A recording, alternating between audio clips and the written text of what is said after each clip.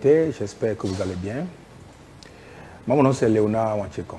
Je suis professeur d'économie, de sciences politiques et d'affaires internationales à Princeton University aux États-Unis. Je suis aussi le fondateur du African School of Economics, qui est une école d'élite en économie et en finance basée au Bénin.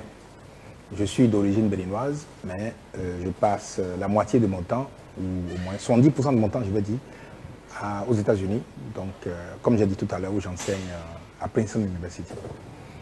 Alors, mon domaine d'intervention, c'est la recherche et l'éducation et l'enseignement, et particulièrement dans le domaine de l'économie, de la science politique et des relations internationales. Alors, je trouve que la recherche et l'éducation ont un rôle extrêmement important à jouer dans l'émergence, parce que nous devons non seulement définir clairement là où nous allons, quels sont les objectifs à atteindre, et nous devons également former les jeunes, former tous les acteurs donc, du développement, afin qu'ils puissent avoir la compétence donc, de contribuer au développement. Par exemple, de façon spécifique, nous travaillons beaucoup sur l'évaluation des politiques publiques. Donc savoir en fait quel est l'impact donc, des politiques d'éducation, des politiques de santé, des politiques de développement des infrastructures, sur la réduction de la pauvreté, sur le bien-être des populations. Donc il faut voir quantifier tout ça. Ensuite, c'est que, vu la complexité donc, de la problématique du développement en Afrique, c'est nécessaire de former des jeunes Africains, des chercheurs africains à la fine pointe de la réflexion et de la technologie dans ce domaine-là.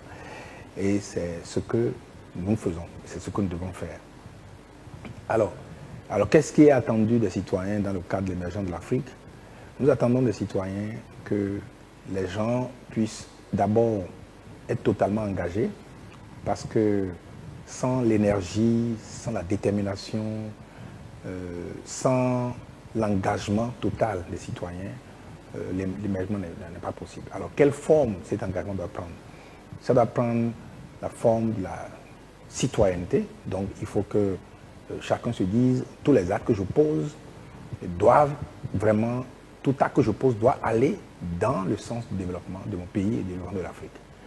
Donc, par exemple, avoir un comportement très civique dans les lieux de travail, collaborer, avoir un esprit de coopération avec, que ce soit ses employés, que ce soit ses collègues de travail, afin que le travail puisse être bien fait. Au niveau privé, au niveau de la famille, par exemple, donner une bonne éducation à ses enfants pour que donc, la génération future puisse apprendre de nous et continuer dans le même sens que nous.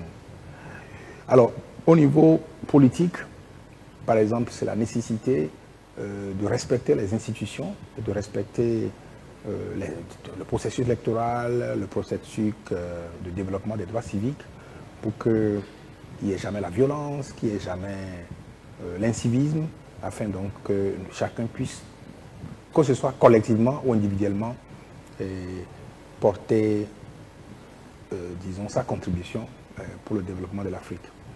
Alors, qu'est-ce que les internautes doivent retenir de mon intervention? Deux choses. Premièrement, c'est qu'il faut avoir l'ambition, il faut avoir la volonté de réussir. Ensuite, il faut être un citoyen. Il faut aimer l'Afrique.